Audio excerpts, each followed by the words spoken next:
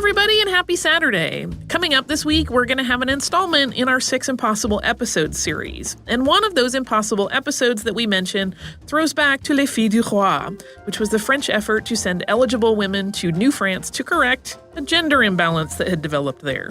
This is the oldest episode that's getting a shout out in the one that's coming out this week. Or at least in terms of ones that have not already been reissued as Saturday Classics.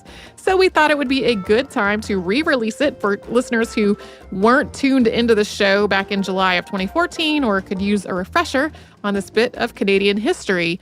And please pardon my terrible pronunciation of French and sometimes also English in this episode. Welcome to Stuff You Missed in History Class from HowStuffWorks.com.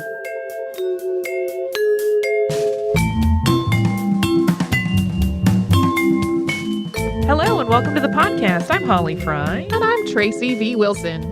And today's topic is one that we have had many requests for, especially since I mentioned when we were doing our Maurice Duplessis episodes that I wanted to do more Canadian history. And it's also one that's actually been on my list for quite a while, but I will not tell a lie. The thing that tipped the balance and kind of shifted this way up was a request from one of our youngest fans, Giselle, and her dad, Tony, who wrote us a very charming email. So, bonjour Gigi, et merci pour votre email. So this one is going to be about French-Canadian history and the colonization of New France. And while the building of a population in a new colony seems like a rather tricky endeavor, and it is, France's King Louis XIV launched this scheme to do just that by shipping eligible ladies to New France in the 1600s so they could be brides and help build out this population. And how did this play out? You may or may not be surprised, but we will tell you all about it starting now. So after Europe became aware of these giant new continents, new to their minds, the Americas, all of that land became contentiously battled over by all the various European power players. Spain and Portugal struggled with one another, primarily to wrest control of South America, while North America became a battleground for France and England. And in 1608, Samuel de Champlain built the first domicile in Quebec, and consequently, he's sometimes referred to as the founder of New France. And this, of course, we're giving you very broad strokes. It's an oversimplified version of the story, but I mostly just wanted to establish the official founding of this settlement in the early 1600s. In those early years, the primary industry of New France was the fur trade. For the 55 years after de Champlain founded the settlement, it was run by commercial companies. The Canadian colony was primarily run by the Compagnie de Saint-Associé, which had promised to develop the North American French territory in exchange for rights to the land resources. And so what started primarily as a group of fur trappers and traders did indeed grow. And soon there were dock workers to handle the incoming and outgoing shipments of fur. There were shopkeepers because they had to have some form of commerce that was supporting all of these people. And there were other workmen that came to New France. But really it was all about supporting the fur trade. And most of these were men that were on their own or who had left their families behind. So bringing women and children across the Atlantic to a new territory that was still covered in wilderness wasn't generally thought of as profitable by the men who were settling New France. Adding more mouths to feed, and these were mouths that wouldn't be able to contribute to the bottom line of the fur trade, really seemed like a losing proposition on paper. From the standpoint of a for-profit business looking to stay profitable, this was, of course, the wisest course of action to, leave behind the women and children. But from the point of view of a country that was actually looking to colonize the land that it had claimed abroad, this became a huge problem. After 55 years of letting the Compagnie de Saint-Associé run the settlement effort, less than 1% of the land that France had claimed was actually occupied by Europeans. There were a mere 3,000 settlers in New France, and by comparison, British colonists numbered in the low 6 figures. There were more than 30 times as many of them as there were French colonists. So we've talked many times before about the lengthy and contentious history between Britain and France before. This vast gap in colonial development was kind of an embarrassment for France's part. And seeing how poorly the corporate settlers had managed things in terms of population growth and how the national pride had kind of been tanked by it, King Louis XIV and the other leaders in France made a move to rectify the situation. So New France was then placed under the rule of the monarchy. The Sun King was extremely keen on incentivizing colonization. He really, really wanted to have an established, truly settled French presence in North America. And what he needed to make that goal was families. Yeah, we're not going to diverge a bunch about Louis XIV and the Sun King's legacy, but there was some pretty explosive colonization growth for France all over the world under his rule. So this was something he obviously was really invested in and cared about. And since the men who had been working the fur trade were largely single, as we mentioned, and there were few ladies in New France that were actually eligible for courtship, the king, along with the intendant of Quebec, Jean Talon, and the king's minister of finance, Jean-Baptiste Colbert — I have no idea if he's related to Stephen Colbert, so can't help you there if that just popped to your mind.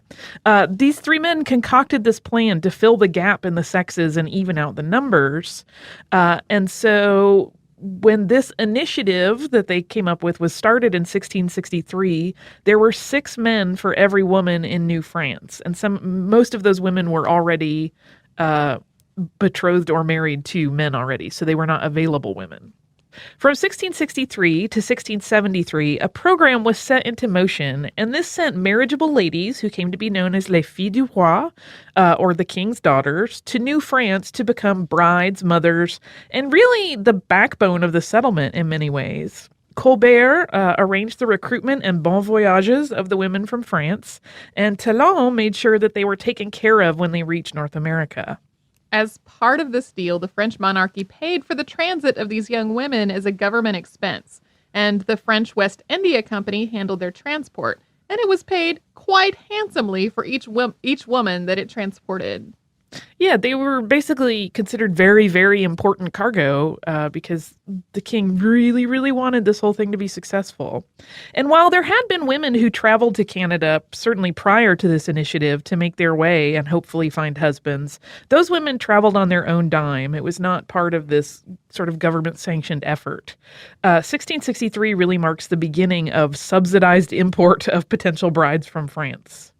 The term Filles du Roi was first coined by Marguerite Bourgeois, who founded the Congregation of Notre Dame in Montreal in the 1650s. Her convent was normally the place where these young women would be welcomed once they arrived in New France, and the convent would care for them during the transition and was characterized as part of helping with France's very important colonization mission. Yeah, they took this responsibility very, very seriously. And before we talk about who these young women really were, do you want to have a quick word from a sponsor? Sure thing.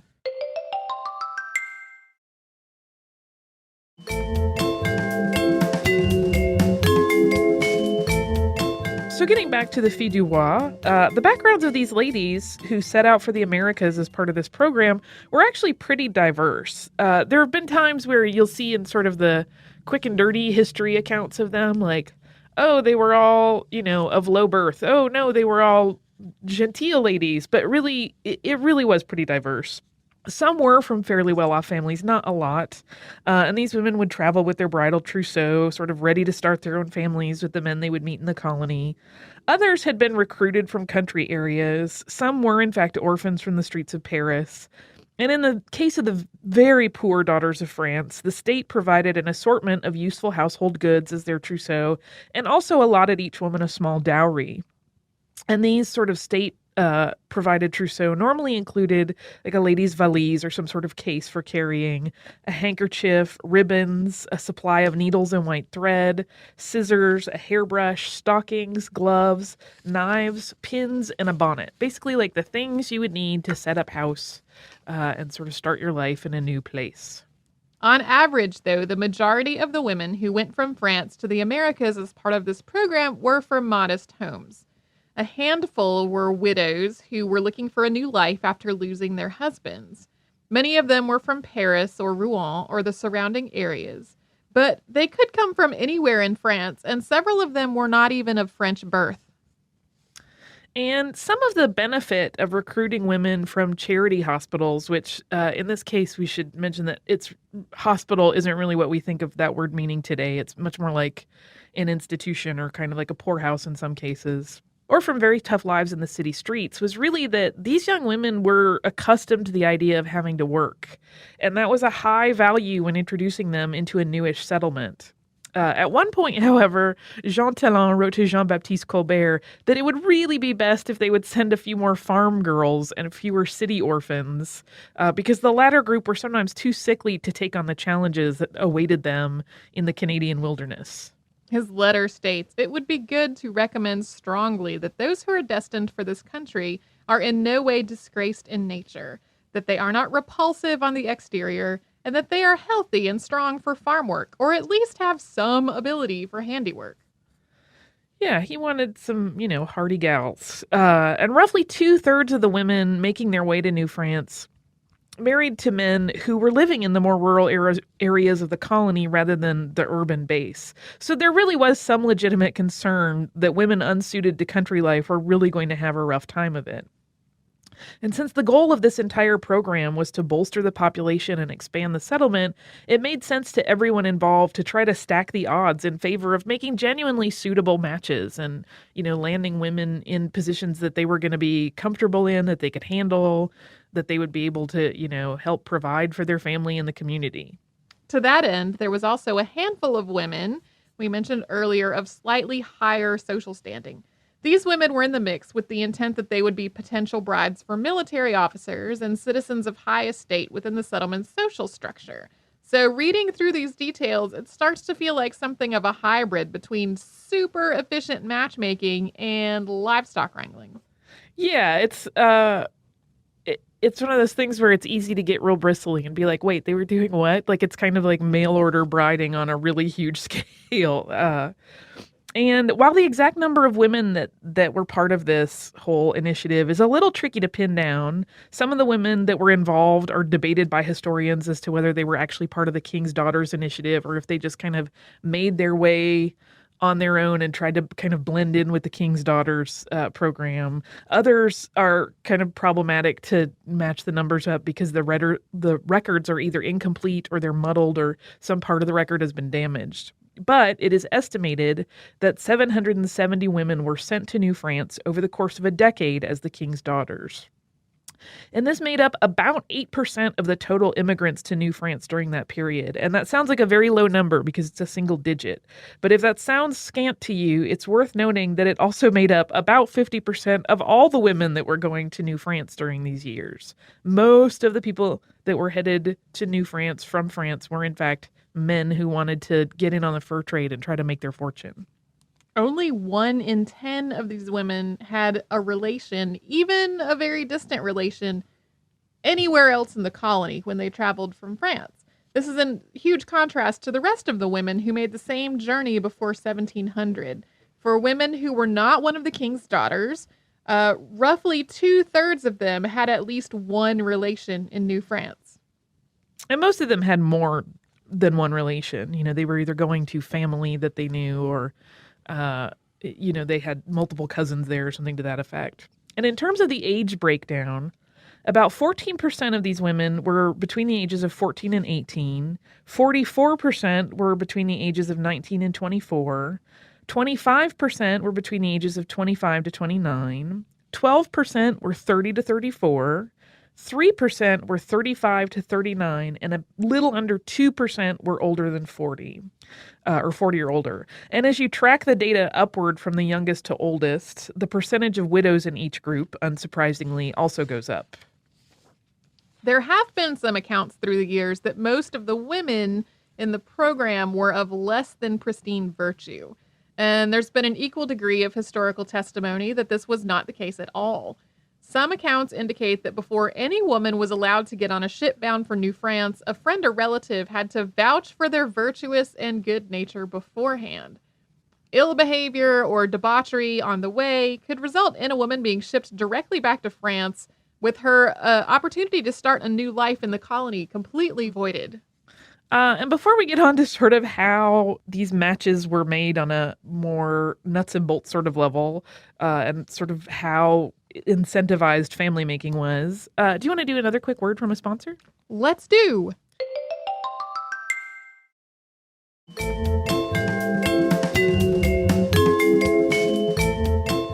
as you might imagine, in a colony that consisted almost entirely of men, brides shipped from the homeland were quite an exciting prospect. And most of the women that came from France to North America were married in pretty short order after arriving in New France.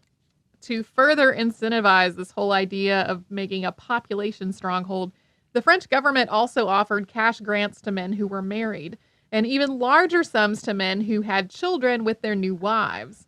Allowances were made and tables were drawn up to accommodate families as large as 12, and there were corresponding payment levels for all sizes. Families had a very clear cash value. Yeah, it gives the term family values a whole different meaning if you think about it in this way.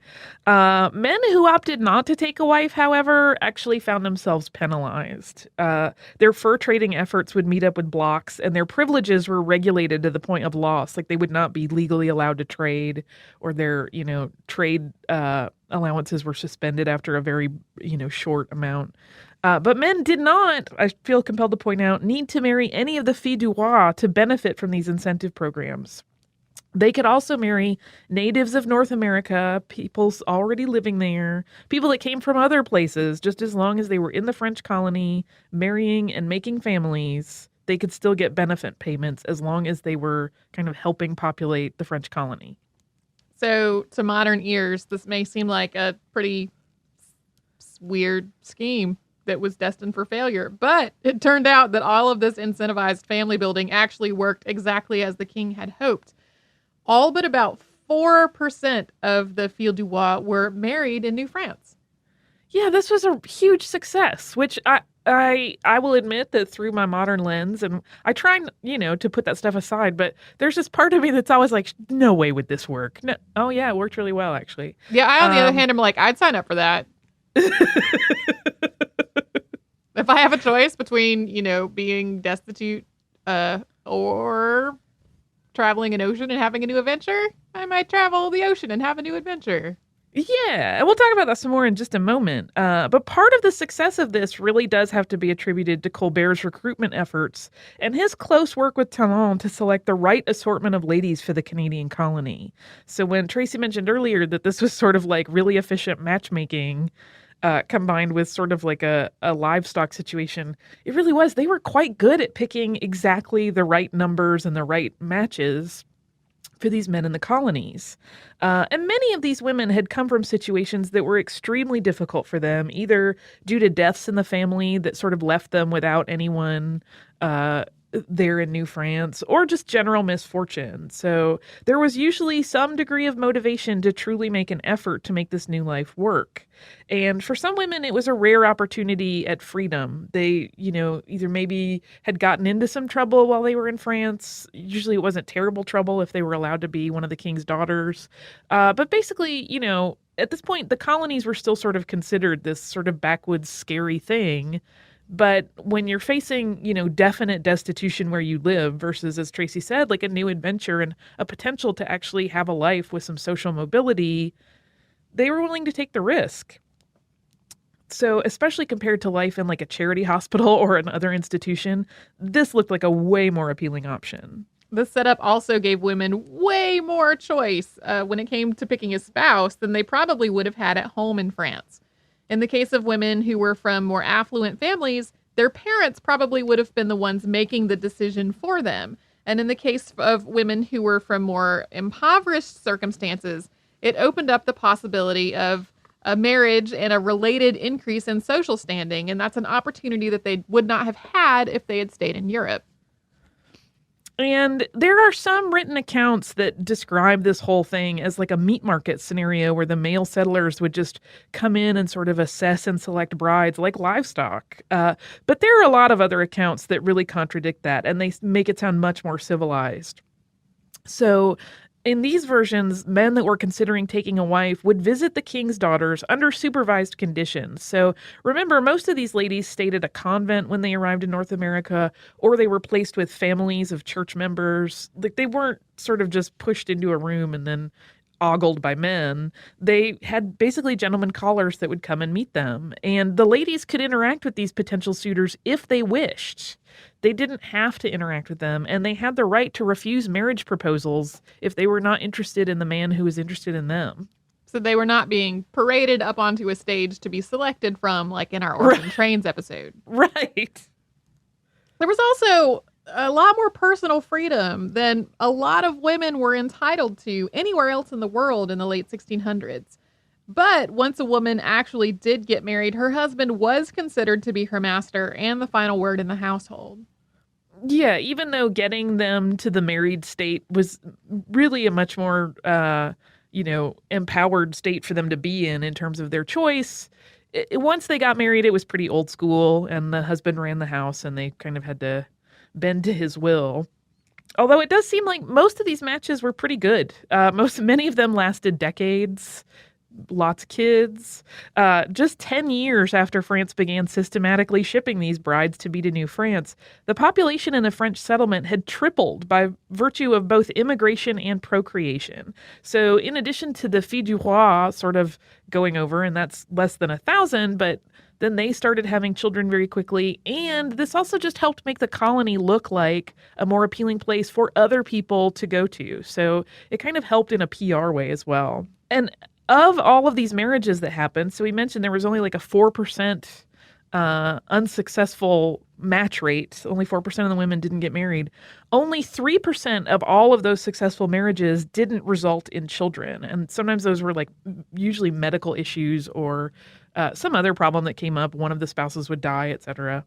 Within 20 years of the first births to come from these marriages, the population split between women and men was close to equal. So those are some pretty significant strides. I mean, I think in terms of data set, if you looked at it from when King Louis XIV concocted this plan with his advisors and, just 20 years later, they had really kind of achieved most of what they set out to do. However, in 1673, after a decade of doing this, as France became embroiled in conflict with Holland, the King's Daughters program was actually deemed too costly to maintain. Because remember, they're still paying for these women to travel, to have their trousseau set up. They're, at that point paying the men incentives to have children. That got very expensive. They couldn't do that while they were also paying for their military efforts. It's also worth noting that France was not the only country using efforts like this to bolster the population of a colony, although most other countries' programs were a lot more modest. Today, it's said that almost any French Canadian is related to at least one of the king's daughters. And many people that get into genealogy are able to connect their family lines to multiple king's daughters, where they can sort of find several of them on the branches of their family tree. And if you can trace your genes to a Fille du Roi, you can actually be certified as a descendant of the king's daughters so that you will have your own sort of magical connection to this piece of French history. And there are places still doing the certification online. There was one big one that was happening, a push in 2013 as part of an anniversary celebration of this whole event. But I think they are still doing the certifications. But that is the story of the Filles du Roi, the import of brides to North America and New France in an effort to sort of make a population. And it was super successful. As much as part of me has a hard time accepting that. It was very successful. Yeah, I think I'm actually, in the context of this story, the thing that's the bigger sticking point for me is the greater context of what was happening in the Americas with colonialization rather than this select group of women, because especially in the context of the times, it does seem like they had a lot more agency and choice than in France. Yeah, it's one of those weird things where part of it is that admittedly, this is through my lens of kind of like the romantic of like, no, you find your true love, which is silly, that it's hard to think like, oh, so these, government guys went out and they found women and thought like, oh, these numbers are going to match up pretty well. And it worked. I'm like, where is the true love in that? But that's ridiculous and not to be applied. Well, you can think about it as that with that disparity in the people who were seeking partners, it was a lot more likely that ladies would find somebody they were genuinely attracted to because they had a much bigger pool to choose from with less competition. That's true. And as I said, many of these marriages lasted decades and were, very seemingly on paper, at least successful. They had many children, they supported their farms or their fur trade. And they, like I said, they laid the genetic groundwork really for French Canada. So success, Filles du Roi.